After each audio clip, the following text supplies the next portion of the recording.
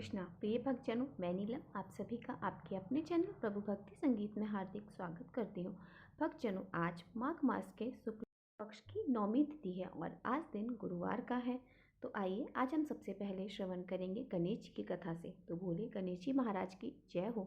एक गांव में एक भाई बहन रहते थे। भाई बहुत गरीब था पर उसकी बहन बहुत पैसे वाली थी। जब बहन के ननद का विवाह था तब बहन ने ना तो अपने भाई को विवाह में आने का निमंत्रण दिया और ना ही कोई चिट्ठी भेजी।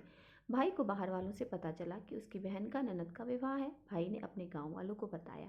तब गांव वालों ने अपनी बहन से चुनरी, साड़ी, बिछिया और जिनसे जितना बन पड़ा कन्या के लिए दिया। भाई सारा सामान लेकर बहन के गांव पहुंचा। बहन के घर जाने पर बहन की देवरानी बोली, भाभी जी आपके भाई आए हैं। तो बहन ने पूछा कैसे आए हैं और क्या पहना है। तब देवरानी ने कहा पैदल आए हैं, फटी पगड़ी फटी धोती पहने। तो बहन बोली मेरे ससुर हवेली के सामने दुकान में बैठे हैं, मुझे शर्म आती है। भाई को बोलो पीछे के दरवाजे से आए। भाई के आते ही बहन ने भाई को एक कमरे में बंद कर बाहर से ताला लगा दिया। एक तरफ लड़की का विवाह हो रहा था, गाजे बाजे बज रहे थे, अतिथियों को भोजन कराया जा रहा था और दूसरी तरफ भाई को कोई भी पानी तक को पूछने वाला नहीं था। तभी भांजे की बहू को दया आई और उसने दरवाजा खोल दिया। दरवाजा खोलते ही भाई वहां से भागा। 2 दिन के भूखे प्यासे रहने के कारण उसे चक्कर आने लगे। रास्ते में एक गणेश जी का मंदिर था, वहां जाकर वह गिर गया और रोते रोते गणेश भगवान को अपनी व्यथा सुनाई और बोला, हे गणेश जी महाराज, मेरा आज गरीबी के कारण से मेरी सगी बहन ने मुझे धिक्कार दिया। घर जाने पर मेरी पत्नी मेरे बच्चे जब पूछेंगे कि विवाह से क्या मिठाई लेकर आए हो तो मैं क्या जवाब दूंगा। तब गणेश जी को उस पर दया आ गई और गणेश जी भगवान बोले, मेरे बगीचे से ककड़ी और तरबूज तोड़ कर ले जा। तब भाई ने ककड़ी तोड़कर झोला भर लिया और अपने घर गया। घर जाते ही बच्चे ने पूछा, पिताजी बुआ के यहाँ से हमारे लोगों के लिए क्या लेकर आए हो। झोला खोलते ही छोटे छोटे तरबूज सोने के गेंद में बदल गए। बाकी तरबूज को काटने से हीरे मोती निकले। पत्नी बोली, आप बहन के घर से इतना कुछ क्यों लेके आए, आपकी बहन ने हम लोगों को बहुत ज़्यादा दे दिया है। भाई ने कुछ भी जवाब नहीं दिया। गणेश भगवान की कृपा से उनके दिन बदल गए। भाई का काम धंधा जोरों से चलने लगा। धीरे धीरे गहने, कपड़े, रहने के लिए मकान, सब कुछ बन गया। पत्नी बोली, एक बार ननद जी को बुलाकर लाओ। तो भाई ने नए कपड़े, नए जूते पहनकर रथ में बैठकर बहन को लेने गया। देवरानी बोली, भाभी जी आपके भाई आए हैं। बहन ने पूछा कैसे आए हैं और क्या पहना। तो देवरानी बोली, रथ पे बैठ के आए हैं, खूब ठाट बाट से आए हैं। बहन बोली, मेरे भाई को बोलो कि हवेली के सामने से आए, मेरे ससुर देवर जेठ देखेंगे। भाई का बहन ने खूब स्वागत सत्कार किया। भाई बोला, बहन मैं तुम्हें लेने आया हूँ। तब बहन ने कहा, मुझे भी बहुत दिन हो गए हैं, चलो मैं चलती हूँ।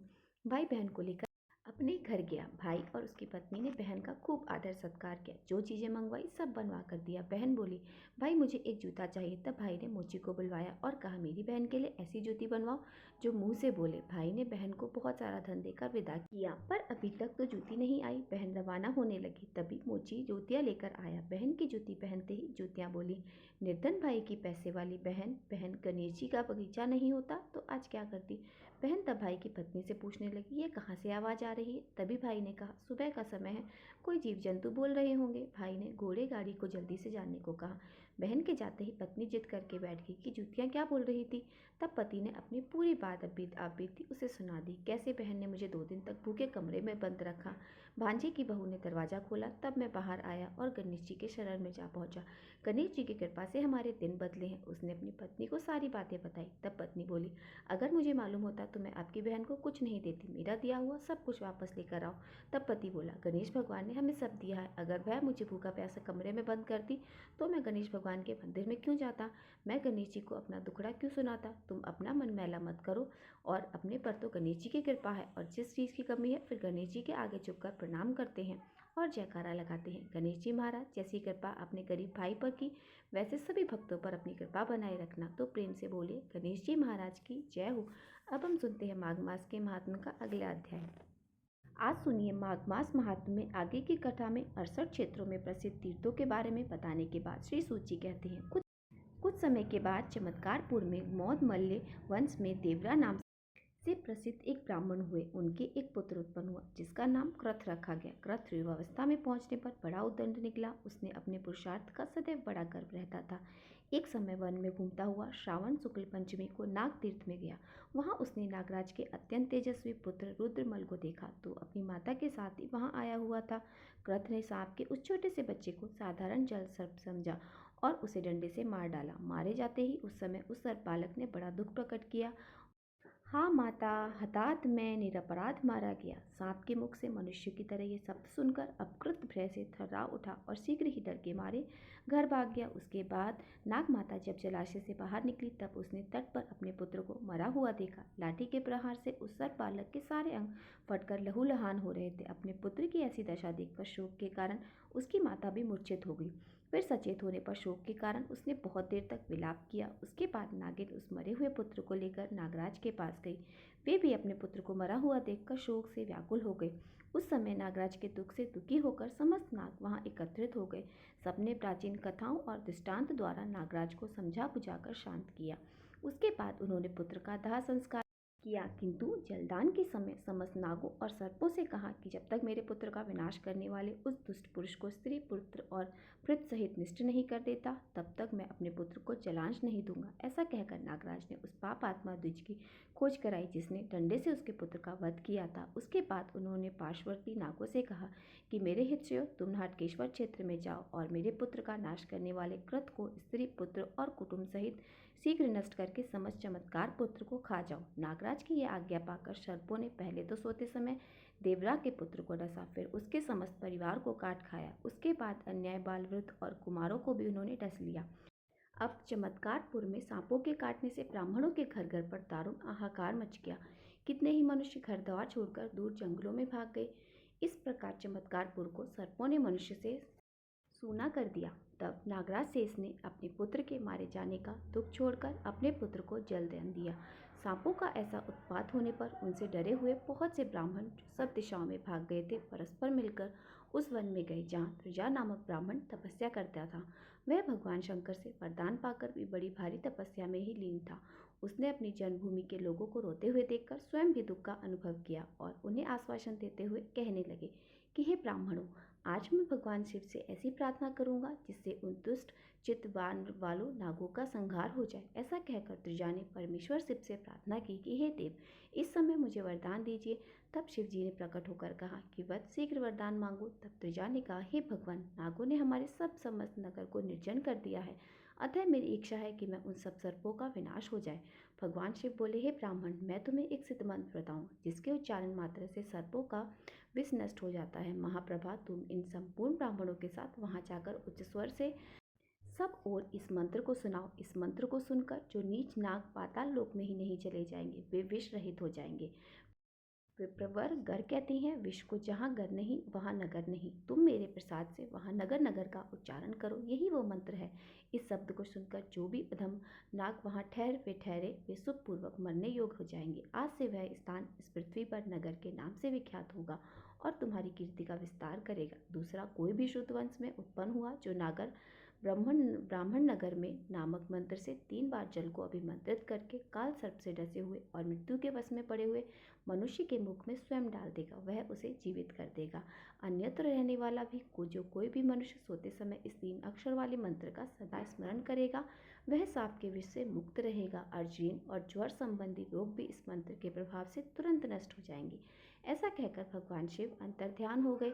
उसके बाद त्रिजा भी मरने से बचे हुए ब्राह्मणों के साथ चमत्कारपुर में गया। वहां सबने मिलकर नगरम नगरम का उच्चारण करते हुए उस क्षेत्र में प्रवेश किया जो घोर और कुशापों से व्याप्त हो रहा था, जो चारों ओर से विषैले सांपों से भर रहा था। भगवान शिव से प्राप्त हुए उस सिद्ध मंत्र को सुनकर सभी सांप विष और तेज से रहित होकर भाग गए।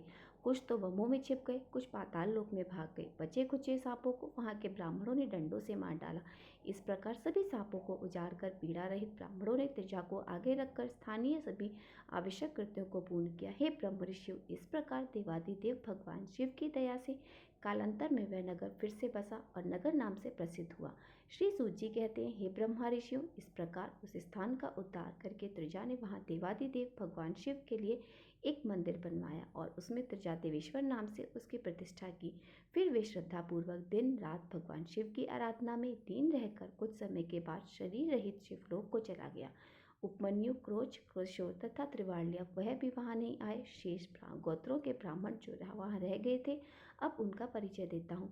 कौशिक गोत्र के 26, कश्यप गोत्र के 68, लक्ष्मण गोत्र के 21, भारद्वाज गोत्र के 3, कुंड गोत्र के 14, रैक गोत्र वाले 20, पराशर गोत्र के 8, गर्ग गोत्र के 22, हरित गोत्र के 23, और भार्गव गोत्र के 25, गौतम गोत्र के 26, दालवीर गोत्र के 20, मांडव गोत्र के 23, बहव्रज गोत्र वाले 23, सांकृत गोत्र के 10, अंगर गोत्र के 5, अत्रि तथा शुक्ला त्रिकुल के ब्राह्मण के 10, तवत्स गोत्र के 5, कुश गोत्र के 16, शांडिल्य भार्गव के 5, मृदुल गोत्र के 20 तथा बोधायन और कौशल गोत्र के 303 ब्राह्मण वहां आकर बसे हुए। वे अथर्व कुल में 55, मौनस के 77, यजुर्वेदी 30, च्यवन गोत्र के 27, अगस्त गोत्र के 33, जैमिनी कुल के 10, निवृत्त कुल के 55, पाठन के 70, गौबिल और काक्व के 5-5, औनिस और दशहर 3-3, लोकाक के 60, एडिस के 72, कापर शर्कर और दत्त के 77, शार्क के 100, दर्ज के 77, कात्यायन अधि और वैदिस के 3-3, कृष्णा के 5, दत्तात्रेय के 5, नारायण शोन के और जाबल के 100-100, गोपाल जाम, दजनशाली, होत्र गणिक, भगु, अयन, मातृक तथा त्रिवंडिया। इन्हीं ब्राह्मणों के 48 संस्कार होते हैं जो पूर्व काल में श्री ब्रह्मा जी के द्वारा बताए गए हैं। ब्रह्मा जी के द्वारा बताए गए संस्कार इस प्रकार हैं: गर्भाधान, पुष्पवन, सीमंतोन्नयन, विष्णु बलि जातक, कर्म नामकरण, उपनिष्क्रमण, अन्नप्राशन, वेद चौल अक्षरा, उपनयन, व्रत, समावर्तन, विवाह, उपकर्म, उत्सर्जन। ये तो हुए अब तक के 17 संस्कार। 18 से लेकर 24 तक 7 प्रकार के पाक यज्ञ होते हैं, जिनमें से पहला हूत, प्रत्याहुत, शूल, गण, वली, हरण, प्रत्यय, औरणो, हन और 7वां अष्टका होम। 24 से लेकर 31 तक फिर से 7 हवि यज्ञ संस्था है, जिनमें पहला अग्नि, अधान, अग्निहोत्र, दश, पौर्णमास, चतुर्मास, अग्रे, निरुद्ध, पंशुवत, सतराम और इसके अलावा 32 से लेकर 38 तक 7 सोमयज्ञ संस्था बताई गई है, जिनमें पहला अग्निष्टोम, दूसरा अत्य अग्निष्टोम, तीसरा उक्त शशि वाजपेयी अत्रा और 7वां आप्तोर्याम है। 39वां संस्कार है वानप्रस्थ, उसके बाद संन्यास, फिर दया, अनुशया, शौच, अन्यायास, मंगल्य, अकार्पण्य है और 48वां संस्कार है अंतस्पष्टि, अर्थात मृत्यु के समय किया जाने वाला अंतिम संस्कार। तो ये थे कुल 48 संस्कार जो सनातन धर्म में पालन किए जाते हैं, जिनका विस्तार पूर्वक वर्णन श्री ब्रह्मा जी ने किया था। यहाँ पर मैंने भी सभी संस्कारों के बारे में आपको सिर्फ इसलिए बताया कि हमें सनातन धर्म से जुड़ी हुई जो भी जानकारी है पता होनी चाहिए, ताकि हम अपने धर्म को ज़्यादा से ज़्यादा जान सके। इस प्रकार 64 गोत्रों के श्रेष्ठ ब्राह्मण महात्मा त्रिजा द्वारा वहाँ पर लाए गए। वे सब मिलकर लगभग 1500 ब्राह्मण एकत्र हुए थे। सभी वहाँ पर समान भाग के उपभोक्ता हुए। सबकी स्तुति वहाँ एक समान मानी गई। क्रमशः सभी का वंश बढ़ने लगा और उनके सहस्त्र पुत्र, पौत्र, नप्ता, देहित्र और भग्नियों से पुनः सारा नगर भर गया, जो कि किसी समय सर्पों के भय से खाली हो गया। तो जो मनुष्य सदा भक्ति भाव से इस चरित्र का पाठ करता है, इस पृथ्वी पर उसकी संतान का कभी नाश नहीं होता। श्री सूत जी कहते हैं, महर्षियों, पूर्व काल में तक्षक नाग स्वराष्ट्र देश के राजा के यहाँ पुत्र रूप में उत्पन्न हुआ। वहाँ उसका नाम रेवत था। उन्हीं तीनों अनर्थ देश में राजा प्रभंजन राज्य करते थे। उनका बहुत से राजाओं के साथ वैर बंध किया था, इसलिए शत्रु उनका देश उजाड़ दें और बलपूर्वक हर लेकर ले जाते थे। अतः उन शत्रुओं के साथ उनका सदैव युद्ध होता था।